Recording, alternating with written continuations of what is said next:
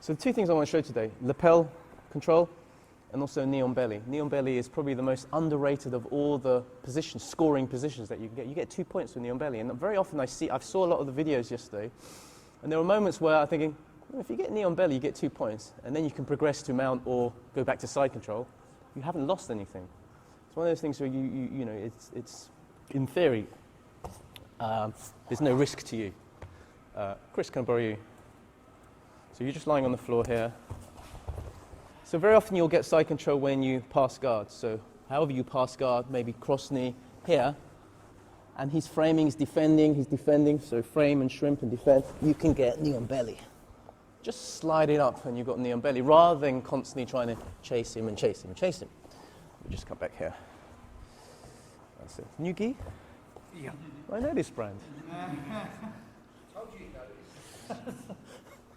I personally wear that brand as well.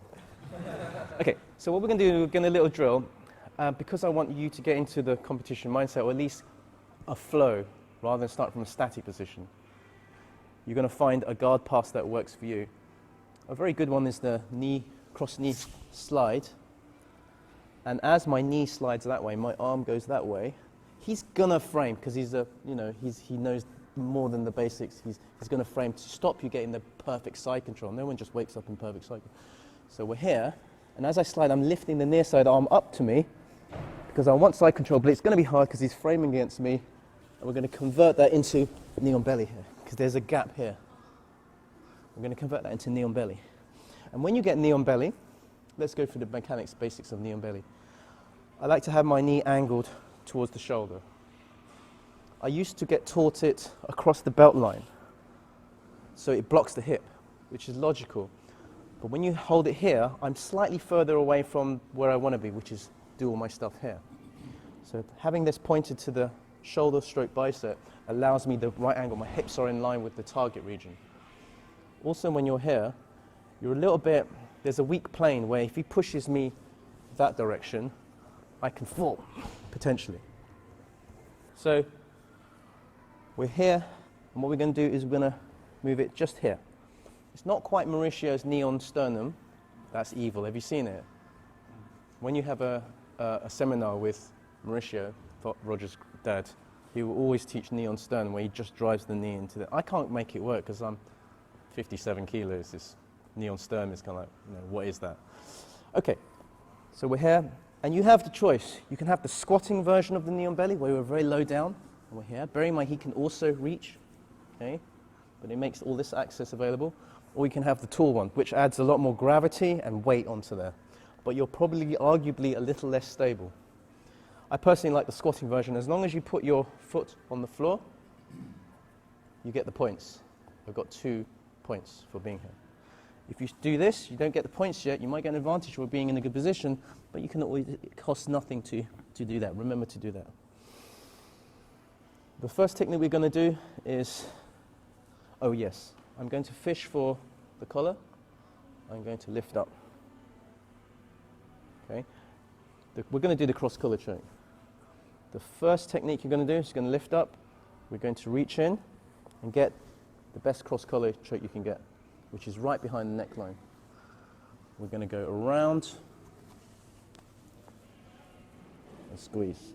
If this doesn't work for you, then we can put our weight into it. See, I'm twisting my weight into it like that. So recap. Let's do a different guard pass. Leg drag. I want to get side control. He's turning. Bang, knee on belly. Hold it there. Get your points. Adjust your knee. Look how I'm pulling up on this collar. Reaching here. Nice, good grip. This is a little bit too telegraphed, you can see.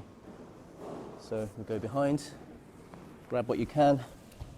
Bring it towards you. Maybe that's not working. We're twisting and putting out. Bam. Shoulder into. Very basic cross collar choke. Man, it's solid, it's fundamental, it absolutely works at whatever level. So, okay, 1, 2, 3. I think the key takeaway is if you can spot an opportunity to hold a knee on belly, it's a fairly stable position. It gives you 2 points. It opens doors to attacks. Worst case scenario, you fall back down and it gives you side control. So add that to your competition memory toolbox, all right? Borrow Lucas for the next lot. Yeah, so as Jason rightly pointed out, there's a really, if you spin around the other way, that's it. There's a really nice alternative to this. It's from the neon belly. As you're here, rather than faff around with all this, you're just reaching here. This is more direct. But the problem is you can see this, and he defends this. So that's why this one is slightly harder to defend. Anyway, regardless, we're going to go through the finish, and then we'll look at alternatives that are better in terms of disguise. We'll go for this here, and ideally I want it touching, but you're not going to get that. So as little distance as possible, the better. So we're here.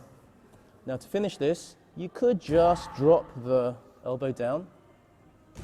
Okay, but generally they keep your chin in. Yeah. Generally they defend quite robustly, especially if they hold. This is where I have to use my whole body now. I'm spinning. I take my knee off the belly.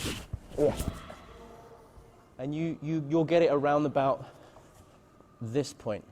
But if you really have a tough person, look how far this is the choking bit, can go. My head goes on the belly, and then we're here, choking. Okay, so let's do the whole thing. Again, we have to get used to passing a guard. We're trying to get side control. It doesn't quite work. Let's take advantage of the gap that's here. Establishing knee on belly. Okay, 1, 2, 3. You're maybe going for that. Fake it. Drop the elbow. Spin round. Okay, and that's basically it. Very, very fundamental, very basic. But they're there for a reason, because they work.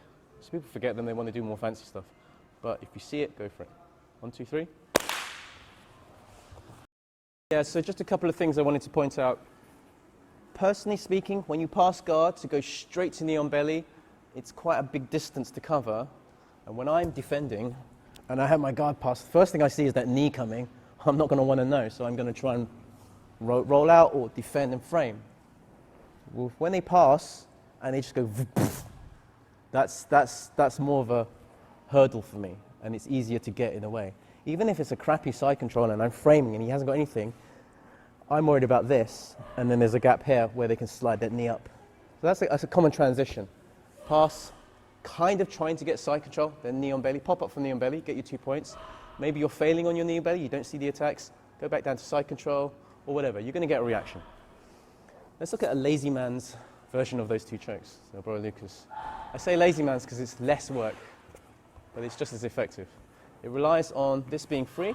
I think Sandeep showed a couple of things a couple of weeks ago. All right. So yes, bloody bar, I passed, and I'm trying to get side control. It's not the best side control. He's framing. It's quite nicely. Yeah, like that. What I did is I dropped this leg. I made it straight so I can turn, but I'm still keeping pressure down. I'm pulling this out the belt here. Keep that elbow in. Here, and it should go under his arm nicely. There isn't a lot he can do about this, because if he wants to stop this, he brings that. You can bring this over here, and there's attacks from the top. Also, you can access this. So he does. It's in his interest to defend his neck.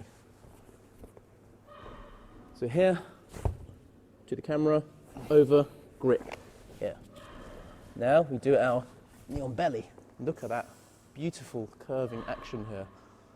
It's much easier to pull on the lapel to get this than it is on the collar, because this kind of moves a bit. I'm not quite getting the strength. Whereas here, it's quite nice. So number 1, here, here, blah, blah. Number 2, here. Same thing. Just another tip, which regardless of which of the 2 chokes you do, let's go for the cross collar. If this hand is in the way, trying to put my arm, yeah, and I'm trying to do the cross collar and it's not working, use your knee now here to spread it across, and then we are finishing it. Use your knee as a sort of battering ram. We just go through the action here, and I slide that knee across. See how it brings the arm away? Puts my hip nearer to the target area, and then we can twist. So the whole thing again. Trying to get side control. There's a gap here. Oh, sorry, I skipped a step. Trying to get side control. If this is tucked in, pull it out towards the camera. Underneath, grab what you can, not his hair. Sorry, there we go. Popped in the on belly, pull. So you want that good posture, puff the chest out. Here. If he doesn't want that, maybe you can do an armbar from there. Because they're gonna defend, they're gonna think, oh shit, a strangle's coming. Defend, and maybe you'll get someone defending in a really, here's my arm. Get the armbar. If you know that, go for it. But if not, just go for the 2 chokes that we did, but this time you have that far lapel tucked under here, and it gives you much more leverage. That's why it's lazy man. You're using less energy for greater power. Okay, 1, 2, 3. If you do this well, I'll show you a bonus technique after. So we've established good side control in this occasion. Good side control being I've isolated the arm, I've isolated the head, I've got cross face. I'm still dropping my weight because I want him to look away from me. So I'm going to do a little bit of shoulder of justice, bring this out, and as long as I can, okay, there's no point faffing around later. You need this slack right now. And you hold it here, and you punch it through his hand, because he will defend, he'll frame here. You'll punch it through here, and grab. Feed as much of it as you can to the other side.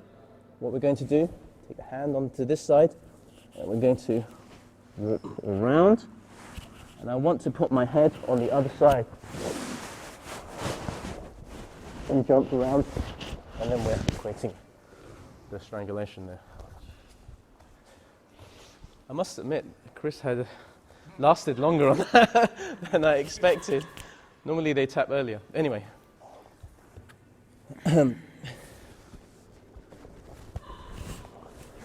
Shoulder of justice, so I can free my own hip, take the gi out, punch it through here, feed it through. If I can roll him a little bit, that's nice, because that exposes his vein. This sometimes taps people out. If it doesn't, then you can jump to the other side, and you're going to get that constant rotational garroting style movement. You want to see that again, or you want to see that, or you? Yes. Yeah. So this time it's my gi.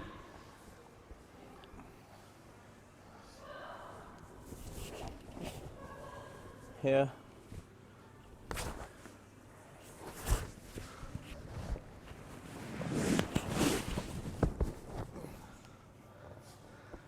And it's show-offy because you're doing the cartwheel, but I need to do it to get that rotation, because the gi is going here, here, here, and then tightening. They seem pretty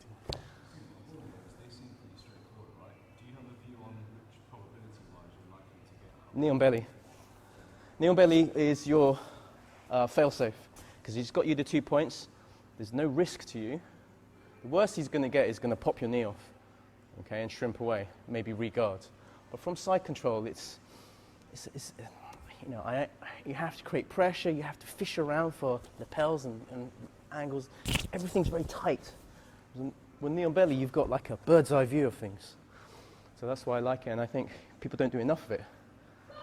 It gives you 2 points for a reason, because in MMA, self-defense, punches. Okay, anyway, give that a ninja choke a go, and then we'll do some sparring. Okay, 1, 2, 3.